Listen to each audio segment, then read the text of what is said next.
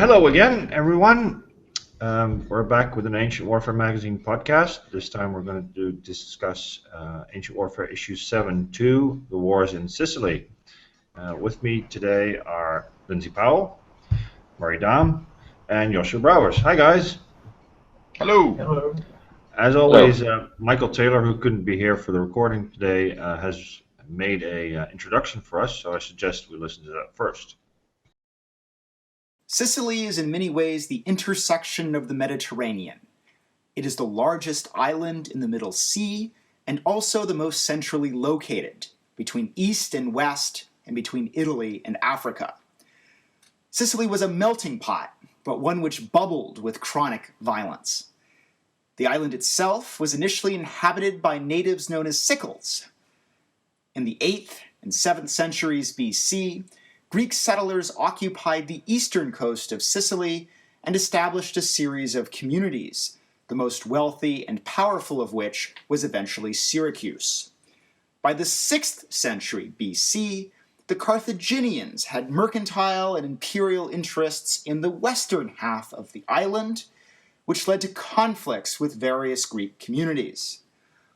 While it is possible to speak of a basic bifurcation of the island between Greek and Carthaginian, various Italian peoples also took an active interest in the resources and wealth of Sicily, including Etruscans, Oscans, and Cisalpine Celts. Trade and mercenary service made Sicily a particularly cosmopolitan place. Sitting at the intersection of so many peoples and powers, it is not surprising that there was a great deal of fighting. The settlement of the Greeks involved significant violence, evidenced by the destruction and displacement of Sicyl shrines. Although violence was not the only modality of Greek relations with the natives, there was also trade, diplomacy, and intermarriage. The 5th century saw periodic clashes between Carthage and various configurations of Greek polities, perhaps most notably the bloody Battle of Himera in 480 BC, a significant Carthaginian defeat. In 415 BC, Sicily famously became the site of a new phase of the Peloponnesian War, as the Athenians launched an ill-conceived and disastrous invasion of the island. The 4th century saw the apogee of Carthaginian power in Sicily, partially beaten back by a Greek expedition led by the Corinthian Timoleon. The moderate success of his activities inspired another military adventurer, Pyrrhus, to likewise campaign against the Carthaginians in the 270s BC. The century-old pattern of Greek versus Carthaginian was broken when Rome intervened in 264 to aid the Mamertines, an Oscan force who controlled the city of Messenia. The king of Syracuse, Hero II, threw himself behind the Romans, who succeeded in driving the Carthaginians from the island in 242.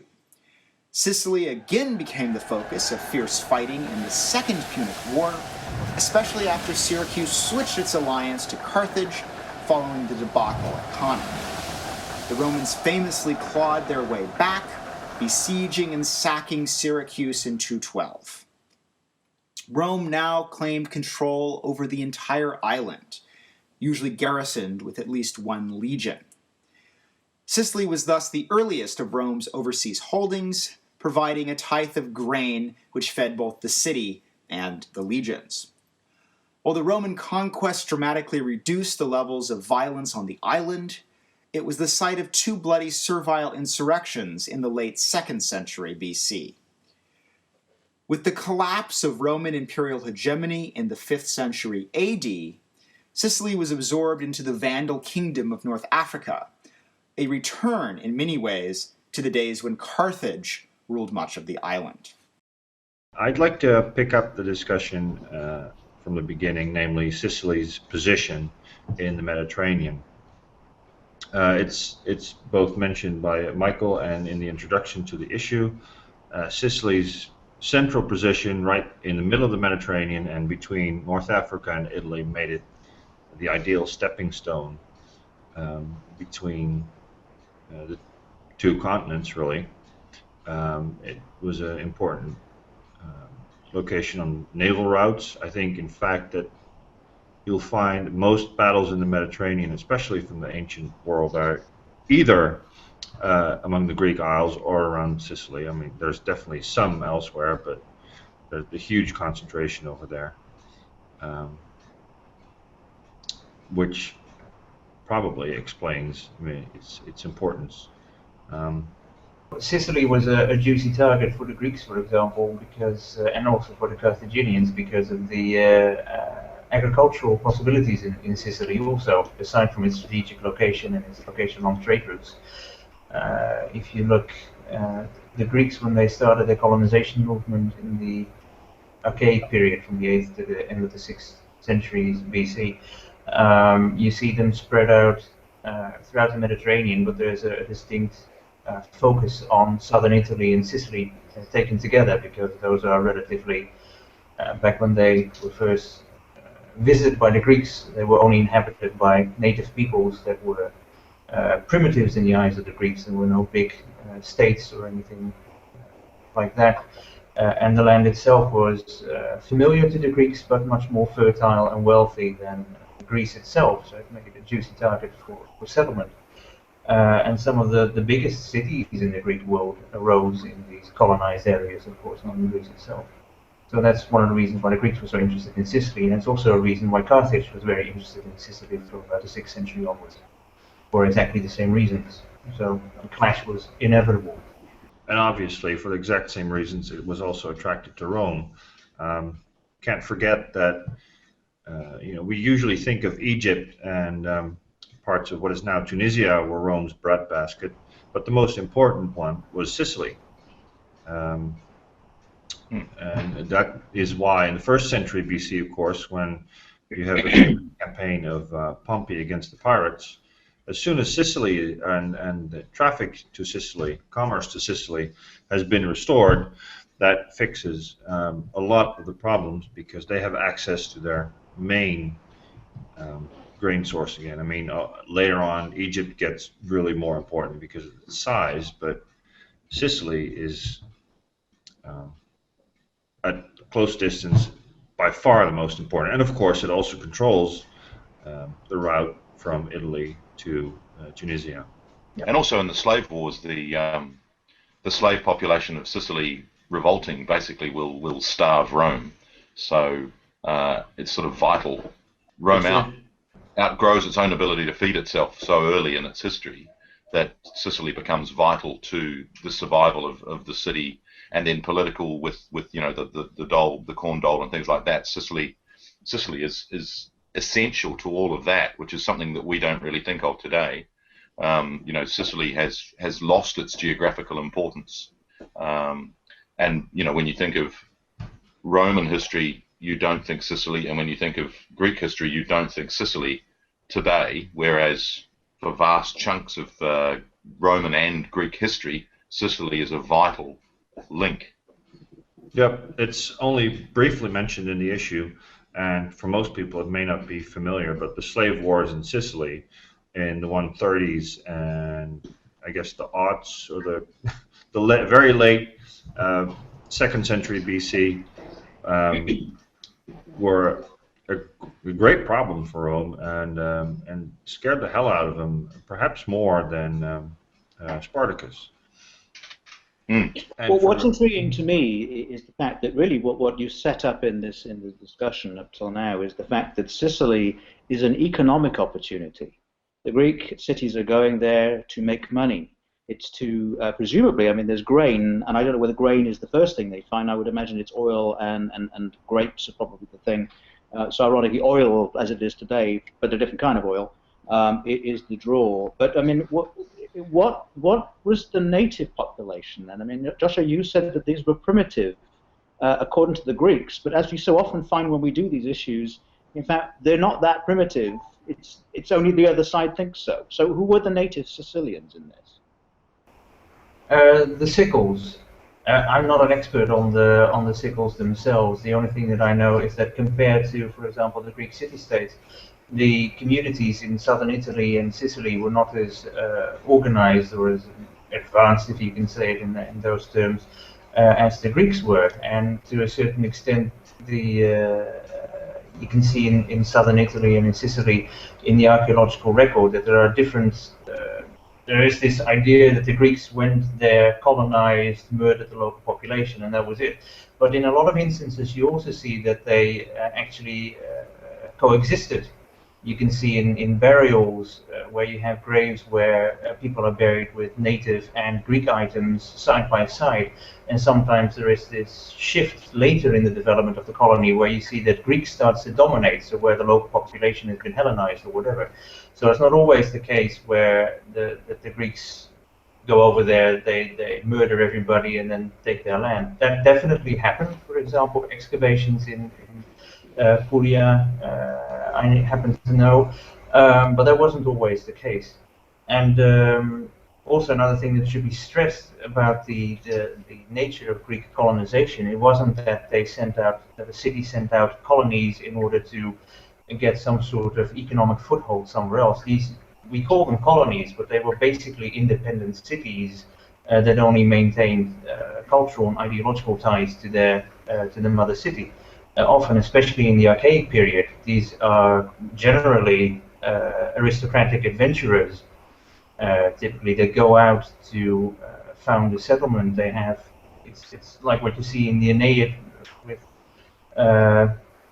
Aeneas at one point also settling and taking the men with them, and then they need women. Stuff like that probably also happened in historical times. So these are really pioneers then? I mean, these are explorers, pioneers? These are explorers and pioneers. There are some accounts where food shortages were supposed to have stimulated colonization abroad, but those really don't seem to have...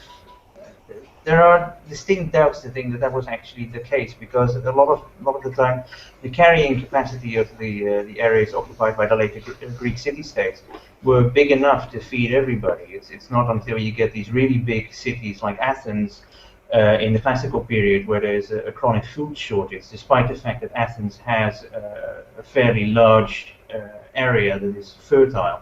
And then you see that they send out colonies that are under more strict control, for example, to cultivate the lands in Thrace and to safeguard the entrance to the Black Sea and all that stuff. That's something that you see from about the late 6th century onwards. But originally, colonies were founded as independent cities entirely. So where they went to settle these cities, of course, was areas that offered good opportunities, better than in the home country, basically. Syracuse was founded in 734 BC, so yeah, it's an early choice for the. And again, it's not something we think of, because we think of Greece being concentrated on the Aegean, and you don't really think about the west coast of Greece being closer to Sicily than it was to the Aegean. So in that regard, it is there that the sort of, and political dissidence is the other euphemistic way of talking about Greek colonies, is that you have, they can be painted as pioneers, but they can also be the party that's out of power in the city, the home city, and therefore they take 400 of their closest compatriots and they go off and found their own where they can be boss, and then the founder gets the cult of the founder and gets praised. So my question following on back of that then is what sort of size are we talking about? I mean, you have the idea of a colony being in the thousands, maybe 2,000, 3,000, 4,000 people, but if they're all leaving at the same time, that's a mass exodus for a small Greek city, isn't it? It's one of the problems with the story. The foundation dates mostly are based on Thucydides. Thucydides saying this city was founded 400 years ago, and then people say, okay, well, we just add 400 years to when Thucydides was writing, and then we arrive at 7 something, so that's when the colony was founded. Usually it's a lot more difficult, of course. They must have started small, and that's also why it's likely that often they coexisted alongside native populations that were there. For example, we know in southern Italy that the Greeks settled on the coast, and then further in the hinterland there were the native peoples, and there were contacts between the two. And there was an exchange of people. Undoubtedly there were intermarriages and stuff, and this sort of thing. It starts with a small village, and then later there are other Greeks that join the city from the home country, or there are natives that join. There's a lot of intermixing and whatever. And these cities, it wasn't just that you had 3,000 people when they went across the sea and they founded the city, and it was done. This was a gradual process, archaeologically speaking. Well, I think the other thing is that the logistics of travelling 3,000 people in the 8th century is enormous, and if they could do that, they should have conquered most of the world. And I think the other thing is that the sources as written, of course, don't emphasise the assimilation and the interaction and intermarriage. That's not how they. Sometimes they betray that, but most of the time it's all about. I think the patterning of the colonization myths, as they're called, is very, very tight. That there's a reason for leaving. There's an oracle. They arrive. They fight with the locals. They establish an agora. I think is one of the important parts of colonization. And I think the last stage of colonization is the establishment of a foundation cult. That the cult of the founder. And that's sort of there's these 8 steps to colonization sources. Yeah, there's a lot of mythologizing. Also, Ian Malcolm wrote a good book, The Returns of Odysseus. Basically, already in Italy, as soon as Greeks arrived, there's also Hellenization going on, but it works back and forth. So one of the reasons the Greeks mix with the native peoples, and then after the fact they sort of say, well, they're not that different from us, because Odysseus on his travels passed through Italy and he slept with these women, and he created basically this entire race of native people that are actually half Greek. So us mixing with them, that's it's basically we're all Greeks. That's sort of then the idea that's behind there. So that there's also this claim that they can say, well, this we take this land, but it's sort of like making sure that our descendants of our big heroes sort of rejoin the flock, something like that. It sounds almost like, if I could do a comparison here, it almost sounds like the English colonization of North America. So you've got, effectively, there were a combination of pioneers who went to, actually they were money-making corporations. They were going out to North America to go, fell trees to get logs and furs and ship them back to the old country. And at the same time, some were going out for religious freedoms. And they were very small communities. I mean, Jamestown was, just a couple of hundred people, probably not even that.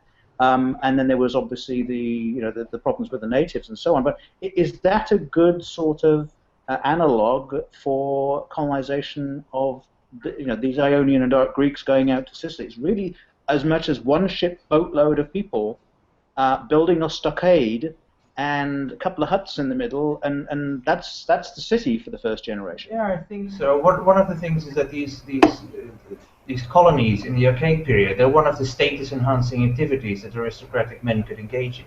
You could go be a mercenary in the army of Egypt or Babylon. You could go trade. You could go get wealthy guest friends in a faraway country. You could also go pirating, and you could, of course, go into another country and try to settle there.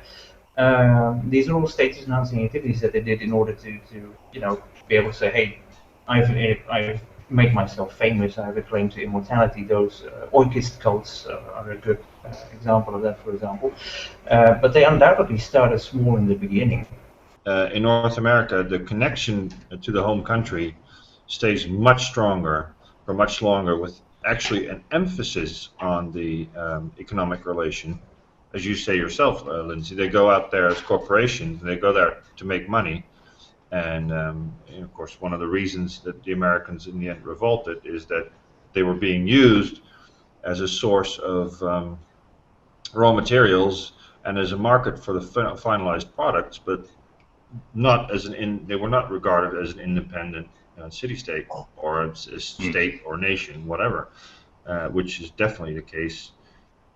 Yeah, because you lost your citizenship of your home state, didn't you? I think as a colonist, you became a citizen of the colony. You no longer were considered a citizen of the home city. Whereas in both the North American and the Australian, you still had people talking about the home country, and still do, and bizarrely in Australia, where they talk about England being home, and trying to build a little slice of England in America or Australia, which is illogical given the climate here, for instance. But also, I think that sense of independence from the city-states in Greek colonization is something we don't get in our sources, because of course most of our sources are written from the point of view of Athens, especially in the Greek sources. So the only time we hear about colonies is, like Josho said, about the foundation date based on an extrapolation of Thucydides, but you haven't heard about Sicily for 400 years. You only hear about, well, there was the city founded, and then now there's a pretext for us to go there, or in some cases there's a request for help. Therefore, we must go and take, because it's our duty to do that. Whereas the reality is this process has been going on for centuries, and these cities have become independent entities. And in the case of Syracuse, a wealthier, bigger, more well organized city than many of the city-states in Greece itself. And as we were talking about, one of the other unusual factors of Sicily especially is how long tyranny lasts as a stable form of government. And again, that's something that's almost impossible to talk to people today about, that tyranny can be a beneficent, stable form of government, because the word tyranny itself, of course, is that's an oxymoron to it. But we think of tyranny as tyrannical reigns of bad men, whereas when you think about Dionysius II, Dionysius I, Gelon, all these other tyrants, many of them are good government, but that is you have to apologize for it, because you're trying to justify that the tyrants of Syracuse were good for Syracuse. Is that because, in effect, our version of the tyrant, in fact, is the Roman reinterpretation of tyrant? I mean, they absolutely hated tyranny, tyrannos, with anathema, because they associated it with dominatio. Whereas I think that the translation of tyrant is really more approximate to the sort of absolute ruler king, and that doesn't necessarily infer a bad ruler. There's no pejorative meaning in the word tyrant for the Greeks, I think. The origin tyrannos, it's first encountered in a fragment from Archaeologos referring to Gyges, the Lydian king, and the original Greek meaning, it derives from the Lydian word, is for an autocratic ruler who has seized power without actually having the mandate to rule on his own, basically. So like a dictator, basically. And it's only pejorative in the eyes of the aristocratic families that were sort of knocked out of the positions of power that they were used to, because a lot of these tyrants, they made friends with families that would like to have more influence but didn't have influence. Were these ruling aristocracies, like you see in Corinth with the Bactriadae. And then there's this tyrant that appears and keeps the loss of Corinth. Well, that's a subject for another thing. I think he's largely fictitious, but he is installed in power, and he basically cancels the Bactriadae. He exiles a lot of them. He confiscates a lot of their property, and he distributes that among his loyal allies. So you have these balance shifts, and basically tyranny always appears as a result of stasis, of this factional strife between aristocratic families jockeying for power. These aristocratic and wealthy families, so there's this mix of aristocracy and oligarchy vying for power, and there's this tyrant that appears that sort of stabilizes everything. Like you also see in dictators in troublesome countries that have now mostly disappeared, in the Middle East, for example. It's sort of the same thing, that the tyrant functions as a sort of equalizer in that regard, in curtailing the power of some and in elevating others, and making sure that he's at the top to rule with an iron fist, basically. And that's where the pejorative sense of tyrant comes from, because in the eyes of the exile, the people that get exiled and people that get their property confiscated, the tyrants are, of course, tyrants in the sense that we see them also. And that's basically where the origin of the word comes from, and fueled through and seen through the lens of the Romans, of course, who hated monarchy since the expelled Tarquinius Superbus and stuff. But I think the other factor that's sort of lost on the tyranny discussion is, of course, how much innovation occurs because of tyranny. That not only Speaking of Sicily, especially, of course, you have his name's just escaped my head. Oh, Eureka! What's his name? Gosh, Archimedes. There you go. But also, the Plato and his attempts to reform Dionysius II. That's a vital part of our Western philosophy, based on an attempt to practically rein in a tyrant without any pejorative meaning. And of course, when we talk about Seneca and others, even Aristotle, there's that similar idea of a practical application of philosophy in the real world. But also in terms of earlier tyranny, there is not only that they not only employ technicians to build amazing works of architecture, but also in terms of military innovation, naval innovation. There's also great artists who are employed by these tyrants because they offer that stability that wasn't there. And I think the thing about Sicily is that because we don't hear about it for 400 years, it has in fact been amazingly stable, amazingly wealthy, and this vast number of Greek cities in Sicily, which I think is the other factor, that Sicily has so many Greek cities that are founded and are all thriving. Syracuse is the one that we concentrate on, and a couple of others, but there are several other cities that don't feature as well in sort of popular imagination. Gela and Zankel, and there's others that are just as well off, but not as big as Syracuse. So I see another analogy here. I use the American analogy. I'm thinking Renaissance Florence in this case. Because, for example, what you have under, let's say, the Medici, who are tyrants, I would imagine, if you wanted to use an expression. Look what happened under them. You have Leonardo doing his things. You have Michelangelo. All these are the big. So you have this amazing investment in military technology and in physical infrastructure. And of course, it's all within this control under a family. I mean, it's not exactly a fun place if you're an aristocrat that's not on their side, I suppose. But ironically, it just shows that there are historical comparisons you can make where, if you can create a stable environment, I mean, you're talking Machiavelli's Principe, of course, that the great things can happen culturally.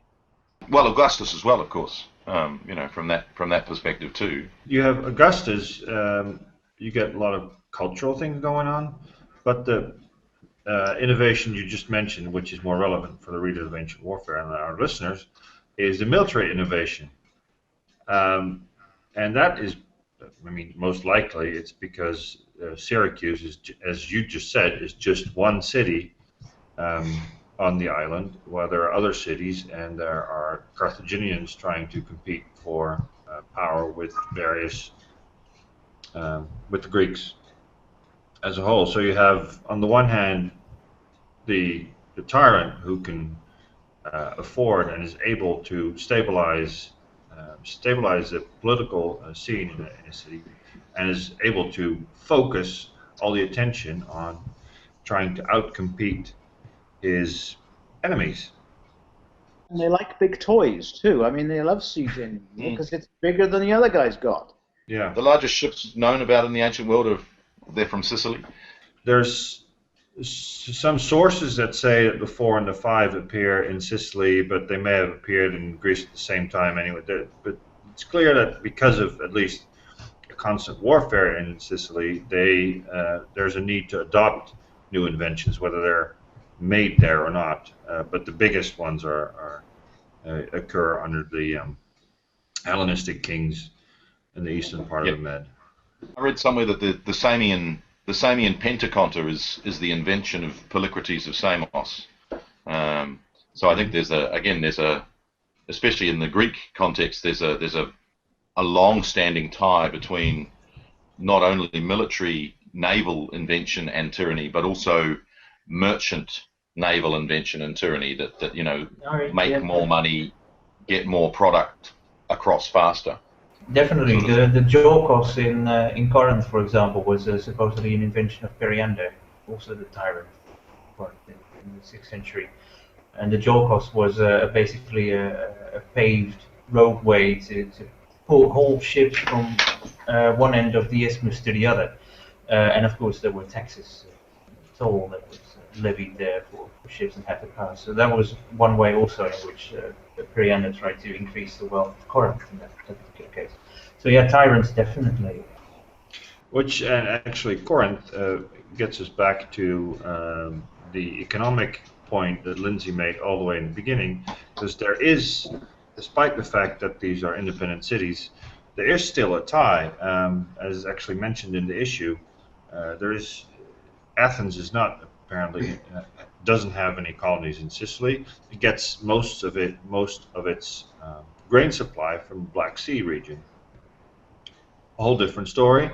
But during the Peloponnesian War, the Peloponnesians, Corinth, Sparta, get a large amount of their supply from Sicily, which is the reason why the Athenians go there. So there is, these cities in Sicily are colonies of some of the Peloponnesian cities. So there is some connection between the two. Oh yeah, definitely. But it's also why Athens gets embroiled in the war in Sicily in 1543, trying to help. Stop it. Yeah, trying to help Ionian comrades basically fight against the evil Dorians. Yeah, the dominance of the Dorians. Yeah, exactly. So that's there are all sorts of different issues there. Yeah. The thing is that it's mostly opportunistic. These ties are remembered whenever they're politically. They come in handy. As Lindsay just mentioned about the Medici family, if you're not the Medici family, but you can appeal to, a home city as a way of, come and free us from the tyranny, the bad rule of X. And it makes sense to them economically. It's like we can get really wealthy. Then of course the history, the way it's written, can reinterpret that as a foundation justification of we need to go and help out our fellow language group, and but it's very much opportunistic that I need some help. I'm going to go and ask my buddy, and then there's this kind of political justification of it later. So is that the root cause of many of the wars then in Sicily over the period covered in the issue? It really is people feeling vulnerable and appeal to another colony down the road to say, liberate us or help us oust this guy that we don't like. Is that the genesis of most war? I think there's a larger strategic thinking in terms of cutting off the Peloponnese's breadbasket, so to speak, or crippling them from being surrounded. Sicily ticks all the boxes. It's wealthy, it's stable, it's fertile, it's ripe for the picking because there's so much internecine strife between not only other powers fighting over it in terms of the Carthaginians and the Greeks and the locals and then the Romans. So it's basically it's this ripe, if I can use a fruit analogy, it's this ripe apple waiting to be plucked. But it took, in the end, decades of fighting before anyone actually managed to grab the entire fruit. We haven't done very much about that in this issue at all.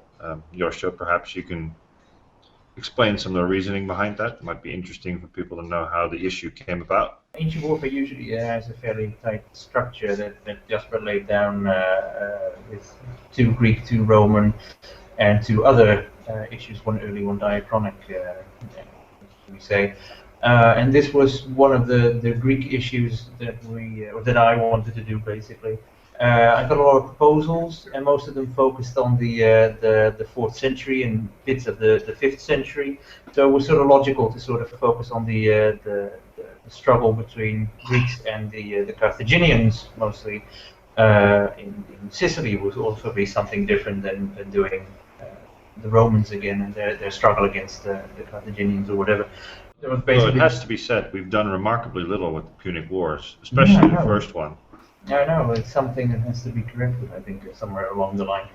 But I thought that would be an interesting idea, and I tried to do some new stuff with this issue also by having Konstantin Nosov write a source article on Greek fortifications, for example, instead of another text. And a lot of the other articles focus on big personalities that sort of give an insight, I hope, into the personal dynamics that also come into play that we've also touched upon, like tyrants and people like Timoleon and Corinth, from Corinth coming to Sicily to aid Syracuse against the evil Carthaginians. Dionysius the first siege of Motia, of course, the Carthaginian stronghold there, making use of catapults, which were a relatively brand new invention then. Again, tyranny and military innovation.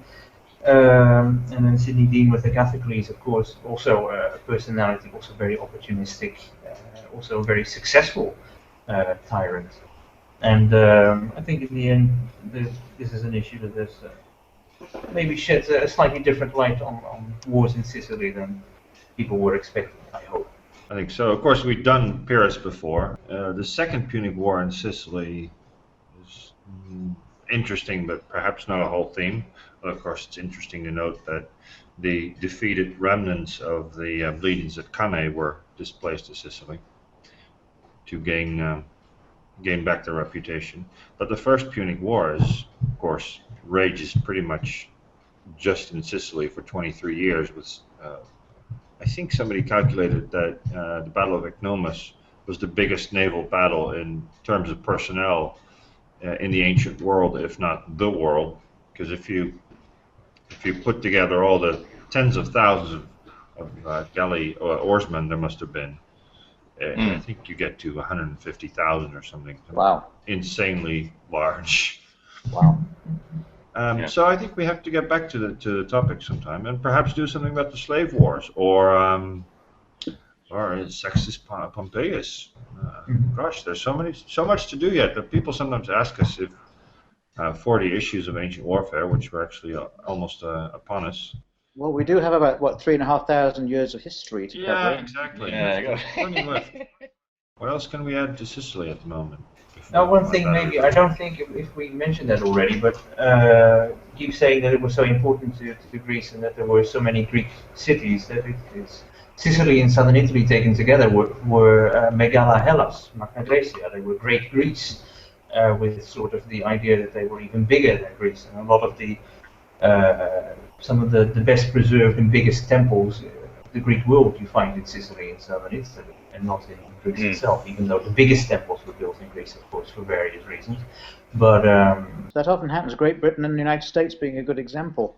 The progeny often becomes bigger than the parent. But it's very true, though. That, some of the best preserved examples of vases and pottery and things like that are in fact from Magna Graecia. They're Sicilian or southern Italian, and again, it's something that we don't think of as Greece when we talk about Greek ancient history and Roman ancient history. We separate them and pigeonhole them, whereas they are far more homogeneous in that sense. If you look at what ancient Greece was to the ancient Greeks, it's a much huger period, geographical area than what we think of as mainland Greece and the Aegean. What they would have seen as Greek was this much wider geographical, cultural, area. So is that really a fault of scholarship? It sounds like to me that the trouble with modern scholarship is it becomes very siloed very quickly.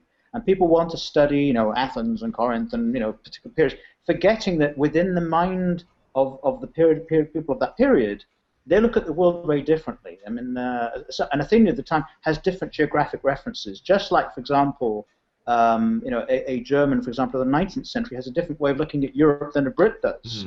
And I'm afraid that scholarship doesn't sometimes always help because they tend to balkanize stuff, if I could use that expression. It's maybe only relevant when they intersect, which is actually, in the big story, it doesn't happen too often. You get the Rome against the Greek cities in Sicily, but then they're the Greek cities in Sicily. Otherwise, by that time, of course, the Greek city-states in Italy have fallen within the Roman sphere of influence.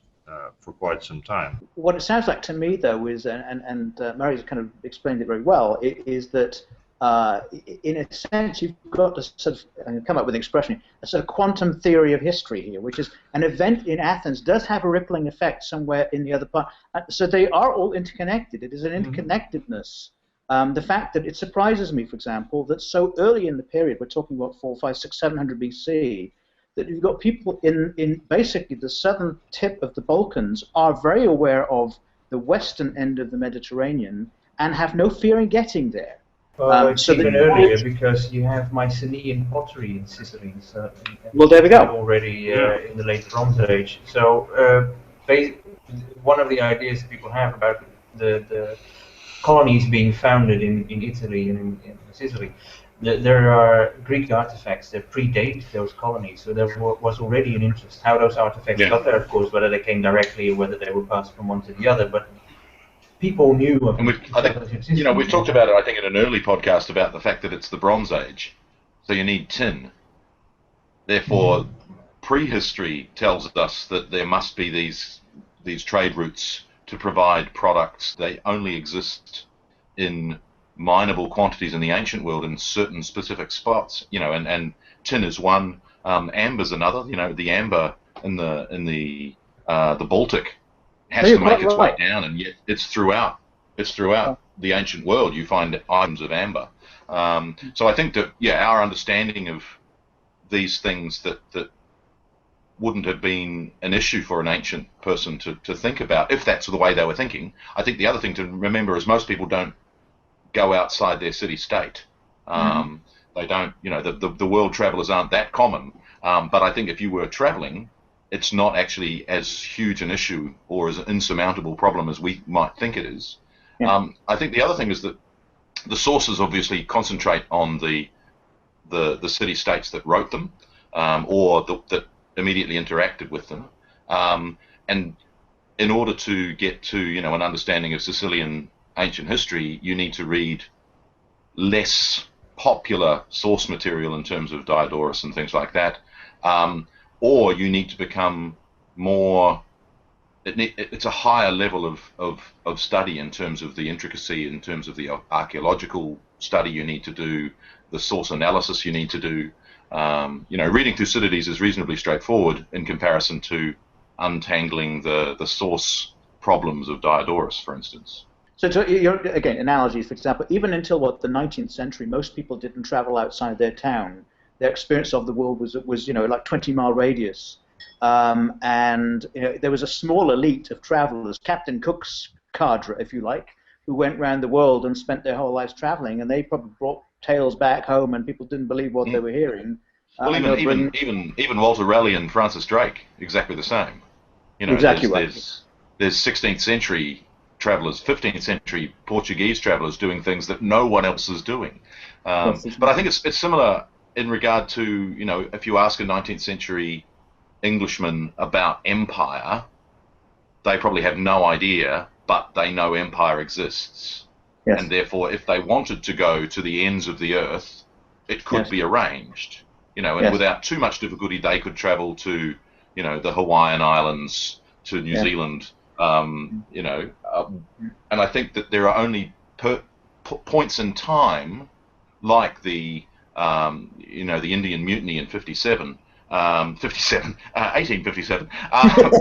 still remember, where empire becomes the focal point. At the beginning of World War I, the British Empire joins together to fight.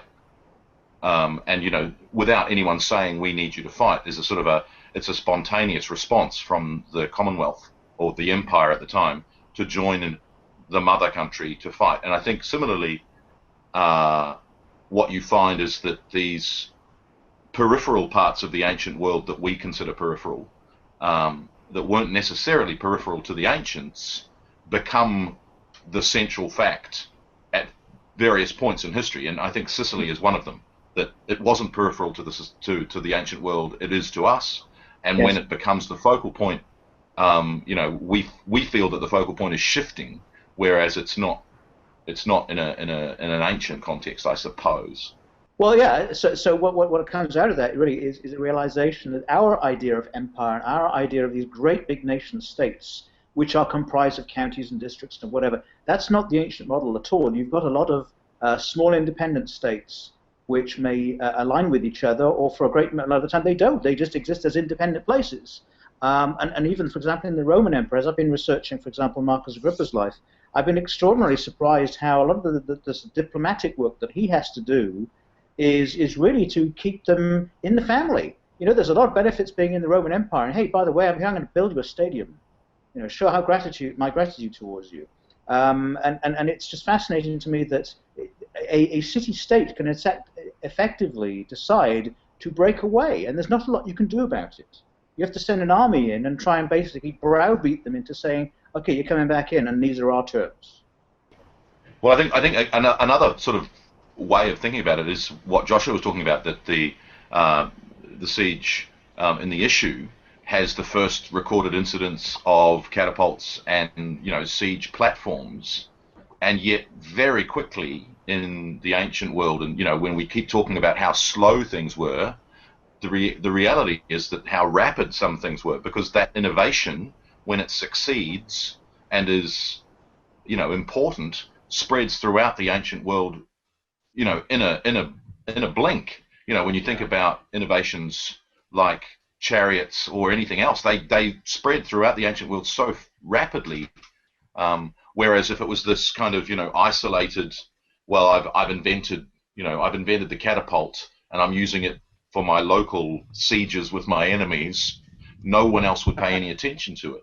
But the reality is that it's like, oh yeah, over there, that's something we should all buy into. And it repeats itself throughout ancient history in the sense that, when the hoplite is invented, and I know that that's an entirely controversial subject about when does the hoplite occur and what is a hoplite. But when that form of phalanx warfare that we recognize as the classical phalanx begins, it spreads throughout the ancient world relatively quickly. Similarly with the Macedonian phalanx, that becomes the theme of warfare for a vast period. As the expression goes, nothing is as powerful as an idea whose time has come. Yes. True, but of course you also have the fact that all these city-states are based around the Mediterranean, the frogs around the pond. And some also presumably recruit mercenaries, and mercenaries are taking their military technology with them. Yeah, but we have shipping going from one city to another and taking all the ideas elsewhere. This is, I think, if you would compare it to, say, the spread of the chariots from Mesopotamia outward, or wherever they were first invented, that would have been much slower. The speed of commerce is very important in the spread of ideas. Well, I think that the interesting thing from an ancient warfare perspective is, of course, that commerce is spreading military ideas, and you wouldn't normally think of those two together, but of course military protection of commerce, enforcement of commerce, establishment of commerce, they go hand in hand.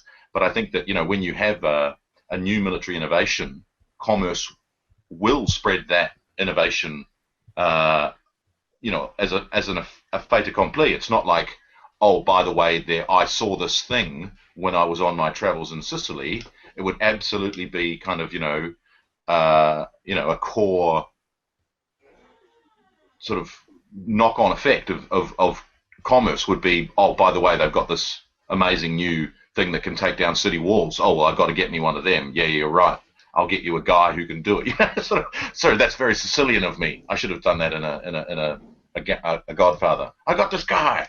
He can take down city walls. That was terrible. Not only do the inventions spread, but they're also constantly improved upon also. And those, you see these feedback cycles basically. So they invent the catapult, and then they don't just adapt the catapult, they adopt the catapult, they adapt it also, they change it.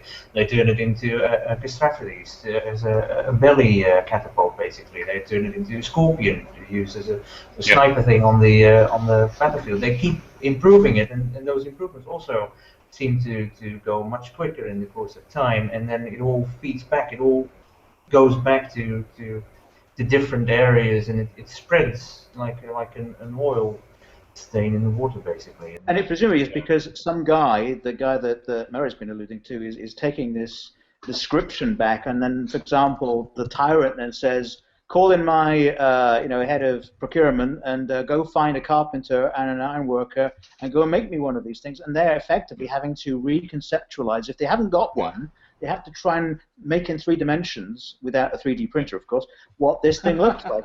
There's going to be a lot of process of iteration and mistakes. Yeah, but I think the other thing that ties to that, Lindsay, is of course the importation and exportation of experts. Quite. But if you are the guy that can build the best, and that again ties to Archimedes, that if you've got the best guy who can make you catapults and teach you how to make the latest best version, longest range catapult, your very rich, wealthy tyrant is going to say to his head of procurement, go and headhunt that guy. Yes, I want you to go on an expedition on the next grain shipment, get yourself there, and pay him what he wants to be paid to bring him back to my court, to make him, head of my artillery train. And you don't have to be a tyrant. You can also be a legitimate king, like Philip II of Macedon. You just need the ambition and the drive and everything. But, and if you're an autocrat, it's a lot easier because trying to get something done in a democracy. Well, that seems perhaps a good point to end on. We've already said that we need to discuss the Second Punic War a bit further. We have done something about Archimedes, about how some of his most famous supposed inventions are perhaps inventions. But as I said, that's for another time.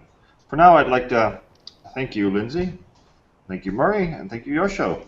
And we'll speak again soon.